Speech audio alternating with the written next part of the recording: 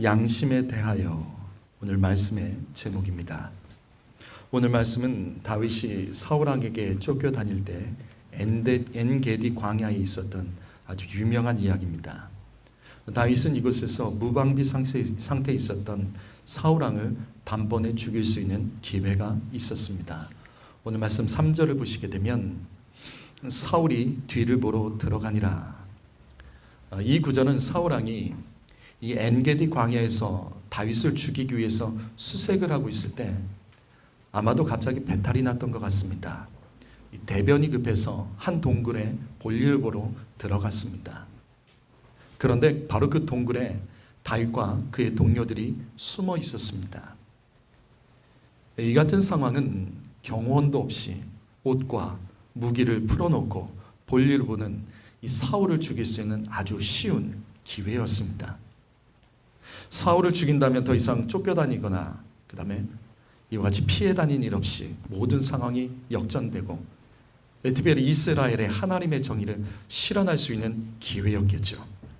하지만 우리가 잘 알듯이 다윗은 사울왕을 죽이지 않습니다. 오늘 말씀 4절을 보시게 되면 다윗의 동료들은 이때가 사울을 죽일 절호의 기회, 하나님이 주신 기회라고 말하지만 다윗은 사울왕이 벗어놓은 옷자락 한 부분을 잘라내는 걸로 이 일을 마무리합니다. 여러분, 그런데 이 말씀을 다시 한번 자세히 보십시오. 사울왕을 처단하는 일에 대해서 다윗과 그의 동료들의 관점이 달랐습니다. 다윗의 동료들은 이 상황은 하나님이 주신 기회, 사울왕을 죽이고 원수를 갚으라는 하나님의 음성으로 이들은 들었던 겁니다. 그래서 오늘 사울을 죽이는 것은 하나님의 뜻이다, 이들은 믿었던 거예요. 그런데 다윗은 아니었습니다. 같은 상황에서 다윗은 하나님의 기름 부음 받은 왕을 죽이는 것은 하나님의 뜻이 아니다. 그는 이와 같이 하나님의 음성을 듣는 겁니다. 그래서 사울왕을 죽이지 않고 옷자락 일부만 잘라냈습니다. 여러분은 이것에 대해서 어떻게 생각하십니까? 왜 다른 거죠? 왜 똑같이 하나님의 이름을 말하면서도 왜 다른 거죠? 왜 다르게 해석되는 거죠? 성도 여러분, 저는 이 말씀을 가지고 권면합니다. 성도들 중에 이런 말 자주 하는 사람들이 있습니다. 하나님이 이런 음성 주셨다. 하나님께서 나에게 이런 감동과 사인을 주셨다. 그렇기 때문에 이렇게 선택했다. 우리 교회에서도 이런 말을 종종 하는 분들이 있습니다. 그렇다면 다시 묻겠습니다. 여러분, 이 4절 말씀에 대해서는 어떻게 생각하십니까? 다윗은 사울왕을 죽이면 안 된다고 하고 다윗의 동료들은 이 상황이 사울왕을 죽일 수 있는 하나님께서 주신 기회, 하나님의 음성으로 말을 하고 있는 이 상황에 대해서 이거는 어떻게 생각하십니까? 그런데 이 4절과 같은 구절이 사울왕도 자주 사용했던 말이 있습니다. 사무엘상 23장 7절 말씀을 보시면, 사울왕이 다윗을 죽이기 위해서 쫓아다닐 때 언제나 주변 사람들이 다윗이 어디에 숨어 있는지 기가 막히게 알려주었습니다. 그때마다 사울이 했던 말은 이겁니다. 하나님이 나에게 다윗을 죽이라고, 하나님께서 나에게 다윗을 죽이라고 기회를 주시는 거구나. 다윗을 죽이라는 하나님의 뜻, 그는 그렇게 해석했습니다. 근데 우리는 알죠. 이건 아니죠. 그런데 아니라고요. 사울왕은 다윗을 죽이라고 하나님께서 나에게 이와 같이 알려주셨구나라고 해석을 합니다. 하나님의 음성으로 듣는 겁니다. 오늘 말씀에서도 다윗의 동료들은 하나님께서 사울왕을 죽이라는 하나님의 음성을 들었지만 다윗은 그렇게 듣지 않았습니다. 어떻게 같은 상황을 두고 해석이 다르죠? 그런데 하나님이 등장하죠. 하나님이 원하신다. 여러분은 어떻게 생각하십니까? 성도 여러분, 잘 들으십시오. 내가 하나님의 음성이라고 믿는 것이 사실은 아닐 수 있습니다. 내가 받은 하나님의 사인과 감동들이 사실은 하나님께서 주신 것이 아닐 수도 있습니다. 목사인 저도 일상생활에서 이같이 하나님의 음성을 주장하는 경우는 거의 없습니다. 내 생각과 감정이 하나님 말씀으로 포장되지 않기 위해서 저는 그런 단어를 일상생활에서는 잘 사용하지 않습니다. 성도 여러분, 특별히 하나님 음성 강조하시는 분들, 하나님의 사인과 감동을 자주 말씀하시는 분들, 하나님의 음성과 주님이 주신 감동들을 가지고 너무 자기를 주장하지 마시고 분별하셔야 됩니다. 이거 제대로 못하면 교회와 성도들이 멀어지고 이게 하나님의 뜻이다라고 말하면서도 실상은 하나님의 뜻에서 벗어난 일을 하다가 버림받을 수 있습니다. 성도 여러분, 여러분이 들은 하나님의 음성과 감동과 사인이 있다면 사울왕이나 다윗의 동료들처럼 그냥 해석하지 마시고 목회자와 상의하십시오. 단 여러분의 신앙을 직접 지도하는 담임 목회자와 교회에서 기도하는 성도들과 이야기하면서 하나님의 음성을 분별하실 필요성이 있습니다. 내가 들은 하나님의 음성과 내 동역자들이 들은 하나님의 음성이 서로 다른 지점은 무엇인지, 서로 다르게 이해한 것은 없는지 우리는 분별해야 됩니다. 오늘 이 말씀처럼 내 상황과 형편 그리고 감정들 때문에 실제로 하나님이 주신 음성과 감동들보다 내가 더 앞서가는 지점들은 없는지 오늘 말씀을 통해서 겸손히 돌아보고 우리는 회개해야 됩니다. 오늘 말씀 4절 말씀을 다시 보시죠. 여기 4절 말씀을 보시면 사울왕을 죽이는 것이 하나님의 뜻이라고 믿었던 사람들 속에서 다윗은 혼자서 사울왕을 죽이면 안 된다라고 합니다. 여러분, 이 안에서도 다수결이 보이시죠? 다수결 조심하세요. 다수결 조심하세요. 다수가 원한다고 하나님의 뜻은 아닙니다. 하나님의 나라와 이 땅의 모델인 교회는 민주주의가 아닙니다. 그래서 다윗은 다수결을 따라가지 않고 사울왕의 옷자락을 베는 것으로 이 일을 끝냅니다. 그런데 오늘 말씀의 핵심은 5절입니다. 5절 말씀을 보시면 다윗은 사울왕을 살려주는 것이 하나님의 뜻이라고 믿고 사울왕의 옷자락만 잘랐습니다. 하지만 옷자락을 자른 후에 갑자기 마음에 찔림을 받았습니다. 사실은 그것조차도 하나님께서 원치 않았다는 겁니다. 분명히 다윗은 분별을 했을 거예요. 사울을 죽이지 않는 것, 그게 하나님의 뜻이다. 그래서 옷자락만 자르자. 그는 하나님의 음성을 분별하며 감동과 그 사인을 분별하면서 그와 같이 했는데 결국은 옷자락을 자른 것만으로도 그것은 하나님의 뜻이 아닌 하나님께서 원치 않는다는 마음의 찔림을 받은 거예요. 나름대로 분별하고 신중하게 결정한 그 일 속에서도 자기가 놓친 것이 있었던 겁니다. 그렇다면 사울왕을 죽여야 된다는 사람들과 사울왕의 옷자락을 자른 것만으로도 마음의 찔림을 받았던 이 다윗의 근본적인 차이점은 무엇일까? 왜 같은 상황에서 같은 일을 당하고도 해석이 다를까? 왜 하나님에 대해서 인식하는 것이 다를까? 이 차이점은 어디서 나오는 걸까? 여러분, 그것이 오늘 말씀의 제목인 양심입니다. 여러분, 양심이 뭐죠? 양심이 뭐죠? 성경에는 양심이라는 단어들이 많이 나옵니다. 먼저 시편 7편 9절 말씀 한번 읽어볼까요? 읽습니다. 시작.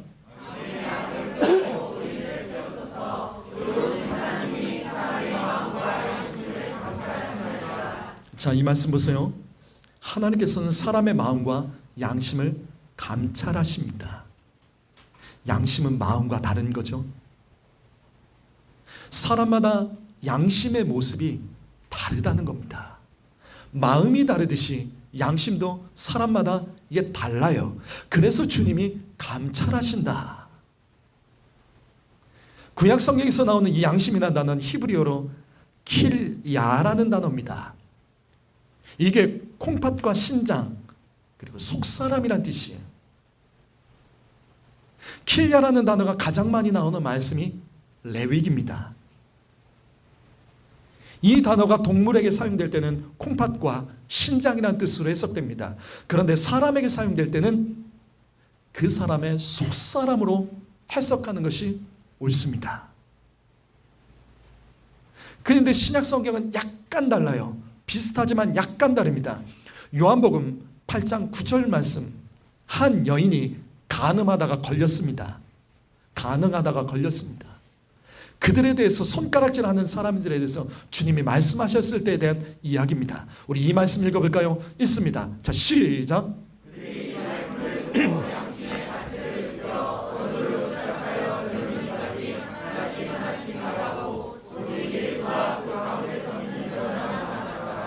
자, 예수님 말씀을 듣고 양심의 가책 찔렸다라는 말씀이에요.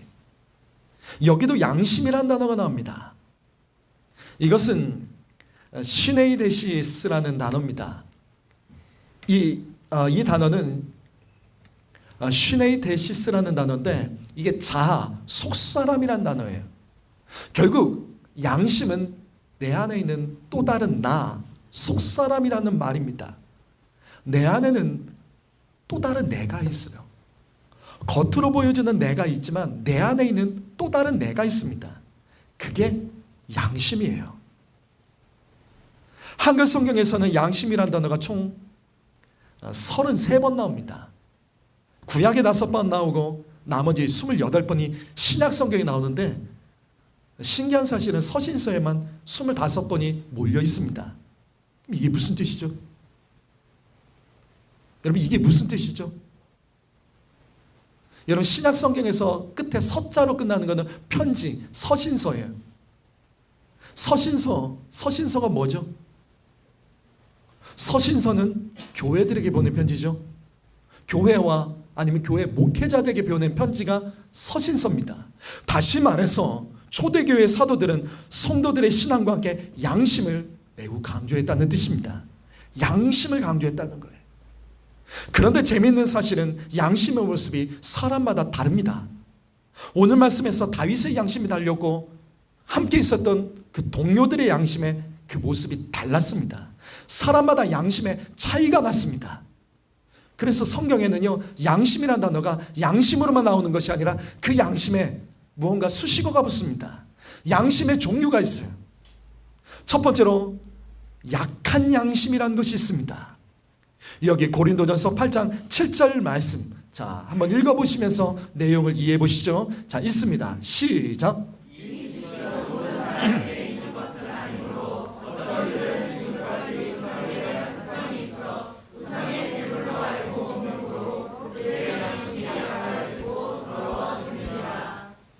여러분, 고린도전서 그리고 고린도후서, 고린도 교회를 생각할 때 두 가지를 생각하시면 됩니다. 싸웠던 교회, 또 하나는 성령 충만의 역사가 가장 많았던 교회가 고린도 교회입니다. 당시 고린도는 그리스 끝자락에는 그 헬레니즘의 중심에 있었던 거대한 항구 도시였습니다. 그래서 이곳에서는 우상의 제사가 매우 활발했습니다. 그러면 우상의 제사가 그렇게 많았는데 제사를 드리고 나서 그 음식들이 어떻게 됐나? 그 음식들, 특별히 그 중에서 고기들의 상당수가 시장으로 들어가서 팔렸습니다. 바로 이 지점에서 고린도 교회에 갈등이 일어났어요. 무슨 말이냐면 우상의 제사에 사용됐던 그 고기가 시장에서 팔렸는데 그거를 사서 먹어도 되냐라는 질문입니다. 분명 제사의 음식은 귀신에게 드려진 겁니다. 그렇다면 여기서 퀴즈 내겠습니다. 여러분, 제사상에 사용된 음식 먹어도 돼요? 먹어도 돼요, 안 돼요? 여러분, 제사상에 올라간 음식 먹어도 됩니까, 안 됩니까?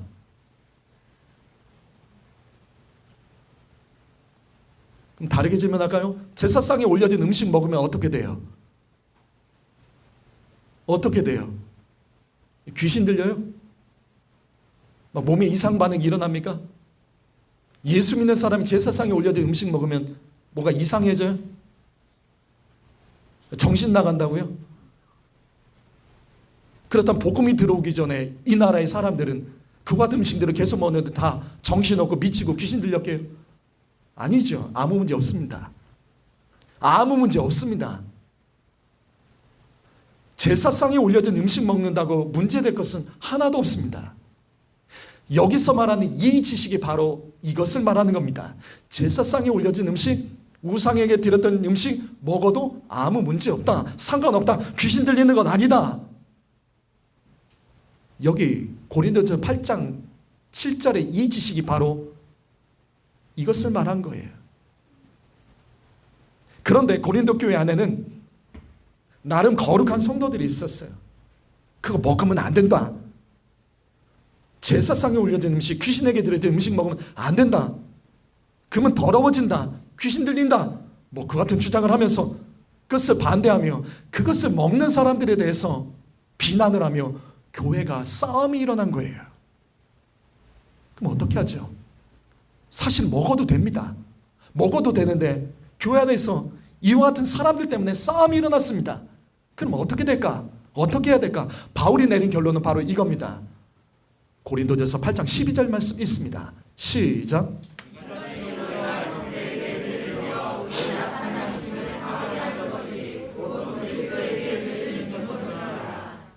무슨 뜻이죠? 여기 약한 양심은 뭐예요? 여기 약한 양심은 뭐죠? 우상의 제사에 상된 음식을 먹으면 안 된다라고 말하는 자들, 그런 양심을 가진 자들에 대해서 음식에 대하여 약한 양심을 가졌다, 바울이 말을 합니다.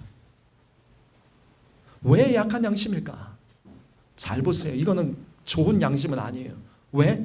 제사상에 올려진 음식을 먹고 귀신 들까봐, 그 다음에 부정할까봐 두려워하면서도 이것 때문에 교회에서 싸움이 일어났죠. 이거 먹으면 안 된다고 그렇게 거룩을 외치면서도 교회에서 싸우는 게 이게 정상적인 거예요. 그래서 그들은 약한 양심이라고 불렀던 겁니다. 미숙하다, 약한 양심을 가진 것이다. 그럼에도 불구하고 바울은 말합니다. 이와 같은 사람들이 있을 때 너희는 약한 양심이 아닌 강한 양심을 가졌다면 어떻게 해요? 싸우지 마라. 대신 약한 양심이 그것 때문에 힘들어한다면 차라리 먹지 마라.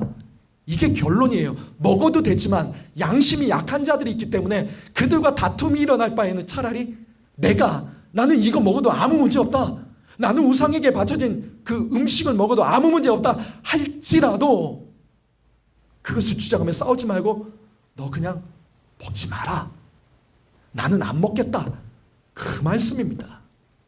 성도 여러분, 여러분은 이 말씀 통해서 무엇이 깨달아지십니까? 내 안에 있는 약한 양심은 무엇입니까? 무언가 나는 옳다라고 주장하면서도 사실은 미숙한 그 모습은, 여러분의 약한 양심은 무엇입니까?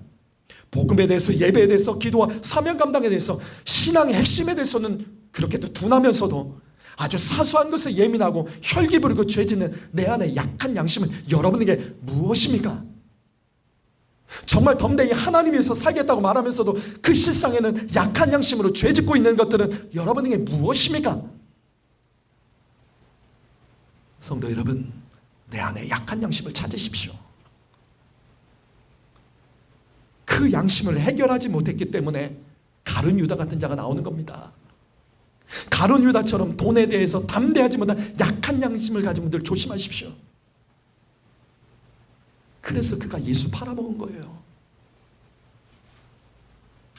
귀 있는 자는 성령의 교회와 성도들에게 하신 음성을 들으십시오.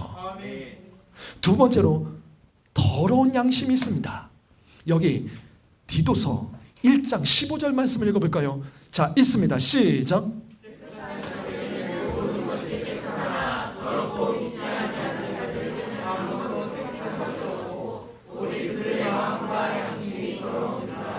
우리는 이 말씀을 통해서 중요한 사실을 깨달을 수 있습니다. 원래 하나님께서 주신 양심은 깨끗한 것입니다. 그러나 더러워질 수 있습니다. 양심은 더러워질 수 있습니다. 그래서 사람마다 차이가 나는 거예요. 성도 여러분, 이 말씀 통해서 권면드립니다.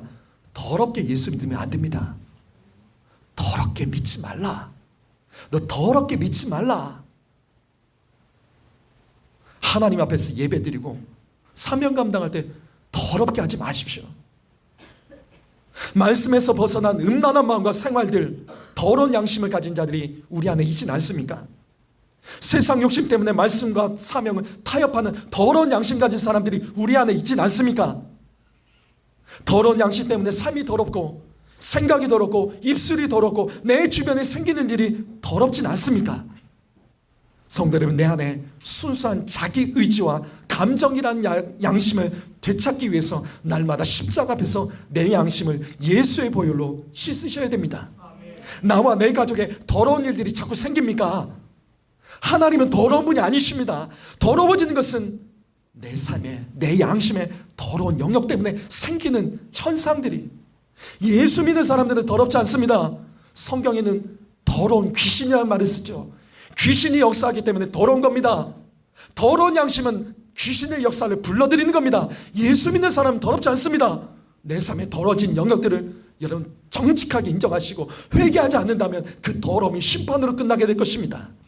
세 번째로 화인 맞은 양심이라는 것이 등장합니다. 자기 양심이 화인을 맞아서 외식함으로 거짓말하는 자들이라. 여러분, 양심에 화인 맞았다는 게 뭐죠? 어른들은 좀 이해하겠죠. 양심에 화인 맞았다는 게 뭐죠? 이게 화인이 뭐예요? 불로 달군 인두를 말하죠. 우리 사극이나 그런 거 보게 되면 이렇게 저렇게 불로 달궈가지고 사람의 몸을 이렇게 지지는 거예요. 저게 화인입니다. 자, 그러면 양심에 화인 맞았다는 게 무엇일까? 저렇게 불로 달군 인두를 살에 지지면 그 피부가 죽게 되죠. 그럼 죽으면 어떻게 되냐면 그 피부가 굳은 살이 생깁니다. 굳은 살, 변형이 되면서 굳어지는 거예요. 그래서 그 굳은 살은 어떻게 해요? 바늘로 찔러도 아픔을 모르는 거예요. 통증이 없는 거예요. 감각이 없는 겁니다. 이것이 바로 마비된 양심, 죽은 양심, 화인 맞은 양심이라는 겁니다. 그런데 여러분, 이 말씀을 다시 자세히 보십시오. 양심에 화인 맞은 사람의 두 가지 특징이 있습니다. 그게 외식함, 이 외식은 가식이죠. 가식과 거짓말. 이게 양심에 화인 맞은 사람의 두 가지 특징입니다. 성도 여러분, 외식은 양심에 화인 맞은 사람의 모습입니다. 우리의 겉모습으로는 믿음 있는 척, 예수 잘 믿는 척, 거룩한 척, 뜨겁게 주님을 사랑하는 척 하지만 실상에는 거룩한 열매도 없는데 이 정도면 괜찮지 착각하며 사는 분이 양심에 화인 맞은 사람입니다. 더 심각한 것은 양심에 화인 맞은 사람은 죄를 회개할 줄 모릅니다. 내가 뭘 잘못했는데 이 정도면 잘한 것 아니냐고. 여러분, 그 사람이 양심에 화인 맞은 사람입니다.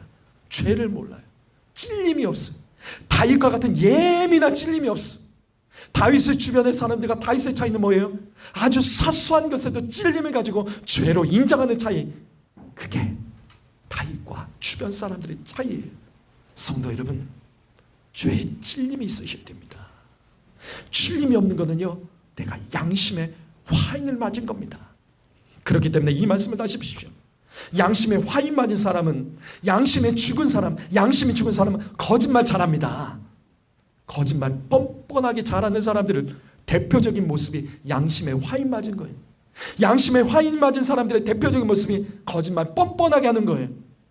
성도 여러분, 거짓말에서 죄를 들키지 않았을 때 좋아하지 마세요. 내 양심이 화인 맞아서 무감각해져 죽어가고 있다는 사실을 아파하실 줄 아셔야 됩니다. 우리 교회도 거짓말 잘하는 사람들이 있습니다. 드러난 사람도 있고 드러나지 않은 사람들도 있습니다. 양심의 찔림 앞에 빨리 회개하십시오. 그런데 거짓말하고도 찔림이 없을 때 조심하세요. 그러다 심판받습니다. 그날이 마지막 날, 하나님 심판대 앞에 서는 마지막 날이 될 수 있습니다.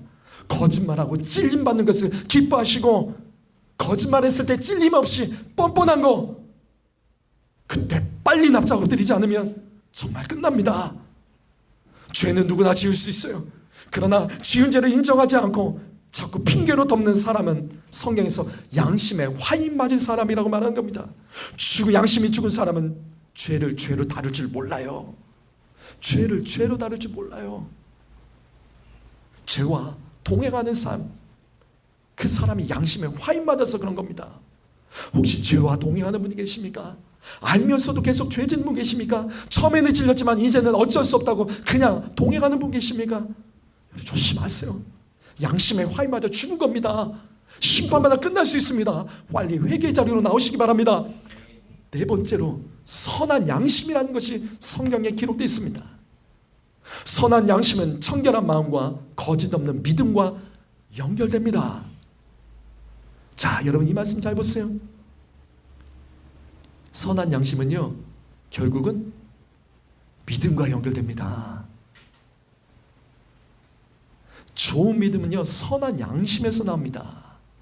그래서 디모데전서 1장 19절 말씀을 읽어보시죠. 자, 이 말씀 읽어볼까요? 자, 시작.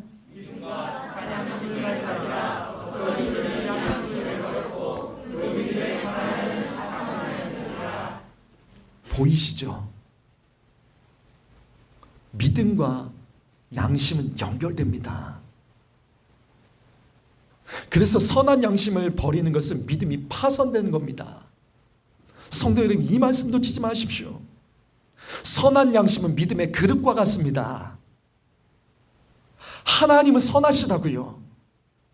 그래서 선한 양심을 가진 사람이 큰 믿음으로 하나님의 말씀을 받아낼 수 있는 겁니다. 그것이 오늘 말씀의 다윗의 모습이에요. 오늘 말씀 3회상 24장 5절 말씀에 다윗을 보십시오. 사울왕의 옷자락을 벤 것만으로도 마음에 찔림을 받았습니다. 이것은 하나님께서 기뻐하지 않는 죄로 여길 줄 알았다는 거예요. 그런데 아니죠. 다윗의 동료들은 어떻습니까? 사울왕의 옷자락을 벤 것을 가지고 왜 그것밖에 안 했냐면 화를 냈다고요. 똑같은 상황에서 양심의 차이가 나는 거예요. 자기를 죽이기 위해서 쫓아오는 사울왕을 해친 것도 아니고 옷자락을 자른 것, 아니 이 정도도 못합니까? 살면서 이 정도도 못합니까?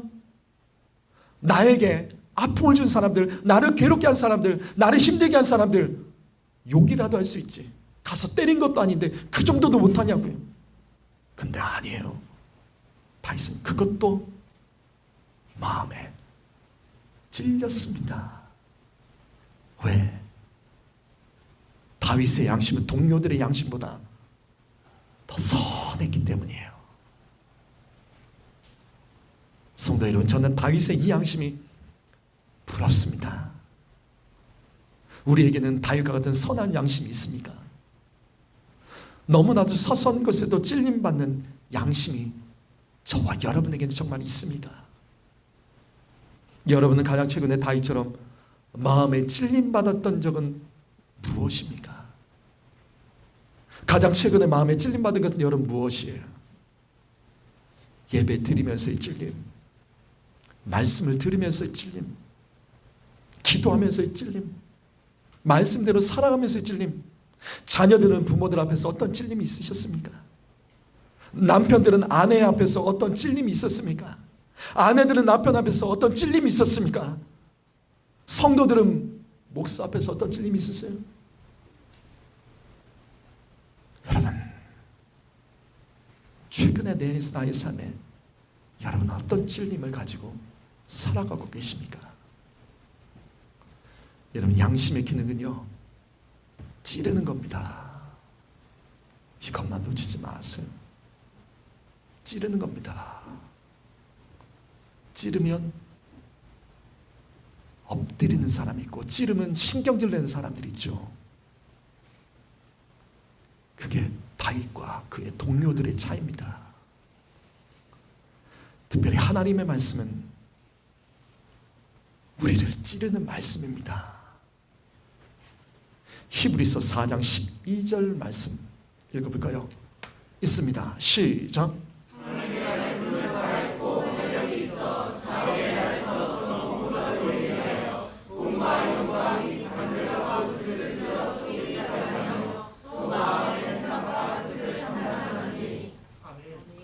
말씀은요, 찌르고 쪼개내는 겁니다. 거룩이라는 히브리어 단어 카탈이라는 단어가 칼로 도려내다 아닙니까? 거룩은요, 도려내는 겁니다. 아파할 줄 알아야 돼요. 거룩하려면 아파야 돼요. 힘들어야 돼요. 손해보고 고통당해야 됩니다. 그래서 하나님의 말씀을 찌르는 겁니다. 요즘에 하나님의 말씀에 어떤 찔림을 받으셨습니까? 말씀을 가지고 권면하는 말을 들었을 때 어떤 찔림을 받은 것이 있습니까? 자존심 상하셨어요? 화나십니까? 들킨 것 때문에 열받으셨어요? 그게 중요한 게 아니에요. 찔림의 말 앞에서, 마음 앞에서, 찔림의 양심 앞에서 엎드려야 사는 겁니다. 그 찔림이 싫어서 복음서를 보시면 부자 청년관원은 예수님 말씀 듣고 근심하며 주님 떠났죠. 가룟 유다는 최후의 마찬에서 주님이 찌르셨습니다. 너가 나를 팔 거라고. 들켰죠. 들킨 거예요. 그럼 어떻게 해야 돼요? 엎드려야 되는 거죠. 근데 그 찔림 앞에서 그 자리를 박차고 일어나 뛰쳐나가 예수님 팔아먹었습니다. 최후의 만찬 때 예수님께서는 베드로도 찌르셨습니다. 너 나를 3번 부인할 거라고. 너가 나를 3번 부인할 거라고. 그의 교만을 찔러버리셨습니다. 그때 베드로는 내가 설령 그런 사람이 아니라 할지라도 그 음성 앞에서 찔림을 받고 엎드렸어야 되는 거예요. 하지만 그때 찔림을 받지 않고 뻔뻔하게 다른 사람은 다 그래도 나는 주님 절대로 배신하지 않습니다. 결국 3번 부인하고 어떻게 돼요? 예수님 말씀에도 찔림받지 못했던 그가 닭이 우는 그 소리에 찔림을 받잖아요. 사랑하는 성도 여러분, 말씀에 찔림 받으셔야 됩니다. 말씀에 찔림 받아야 살 수 있고 희망이 있는 겁니다. 다른 것으로 찔림 받을 때 그게 더 자존심 상하는 거예요. 마음의 찔림을 하나님의 음성을 들으십시오. 성도 여러분, 마음이 상처되는 찔림의 말을 들었다고 흥분하지 마세요. 하나님의 음성일 수 있잖아요. 하나님께서 나를 살리기 위해서 양심을 찌른 것일 수 있잖아요. 그 말이 옳을 수도 있잖아요. 찔림으로 여기고 그 말씀을 붙잡고 엎드리면 그의 인생은 살아나게 될 줄 믿습니다. 디모데전서 3장 8절과 9절 말씀을 보시게 되면 초대교회 직분자들에 대한 자격이 나와요. 직분들의 자격은 깨끗한 양심을 가져야 돼요. 깨끗한 양심을 가진 자는요, 정중합니다. 정중합니다. 여러분, 정중하셔야 돼요. 예의 없으시면 안 됩니다. 정중하십시오. 일구일언하지 않습니다. 일구이언하지 않습니다. 말이요, 바뀌지 않습니다. 말이 바뀌지 않는다고요. 끓는 냄비와 같이 행동하지 않습니다. 하나님과 사람 앞에서 약속 반드시 지킵니다. 선한 양심을 가진 사람은 술을 멀리합니다. 술 가까이 한 사람 치고 나아진 사람은 없습니다. 선한 양심을 가진 사람, 깨끗한 양심을 가진 사람은요, 돈에 끌려다니지 않습니다. 세상 이 돈의 유익을 탐하지 않습니다. 찬송가 336장, 환난과 핍박 중에도 우리가 불렀던 그 찬송의 가사를 기억하십시오. 환난과 핍박 중에도 성도는 선한 양심을 가지고 신앙을 지켜야 합니다. 2절 말씀, 옥중에 매인 성도가 되어도, 성도가 옥에 갇혀도 주님이 주신 양심의 자유를 얻기 위해 고난을 받아낼 줄 알아야 되는 게 성도의 모습인 거예요. 양심에 찔리시면 안 돼요. 양심에 찔림 받았을 때 그 양심에 찔림은 하나님 음성으로 바로 엎드리셔야 돼요. 마지막 말씀으로 히브리서 9장 14절 말씀을 읽어보시죠. 있습니다. 시작.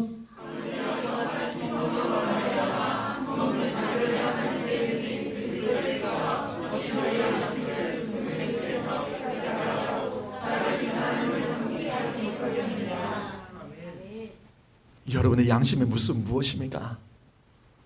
선한 양심 가지고 계세요.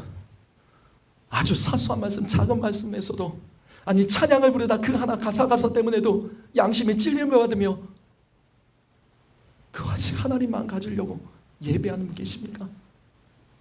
그런 양심, 선한 양심은 어떻게 만들어질까요? 어떻게 만들어지죠? 어떻게 만들어지죠? 2가지입니다. 성령 받으셔야 됩니다. 성령 받아야지 성령의 음성을 예민하게 들을 수 있는 겁니다. 또 하나는 그리스도의 피로 씻으셔야 됩니다. 성령과 그리스도의 피, 예수의 피로 씻으셔야 됩니다. 십자가 앞에 나오십시오. 십자가 멀어지지 마세요. 사람 가까이 하지 마시고 십자가 가까이 하십시오. 돈 가까이 하지 마시고 십자가 가까이 하시면서 내 양심을 자꾸만 씻을 때 우리는 선한 양심으로 선하신 하나님의 어떤 말씀도 받아내며 끝까지 견디며 구원받을 수 있는 겁니다. 사랑하는 성도 여러분, 양심에 호소합니다. 여러분의 양심의 모습 무엇입니까? 진짜 내 양심의 모습 무엇입니까? 주님께서는 마음도 감찰하시지만 이 시간 우리들의 마음 양심도 감찰하신다는 것을 기억하시며 양심의 작은 찔림 앞에서, 양심을 찌르는 거라고요, 찔림 앞에서 하나님의 음성을 듣는 귀한 성도 여러분 되시기를 주님의 이름으로 축복합니다. 기도하겠습니다.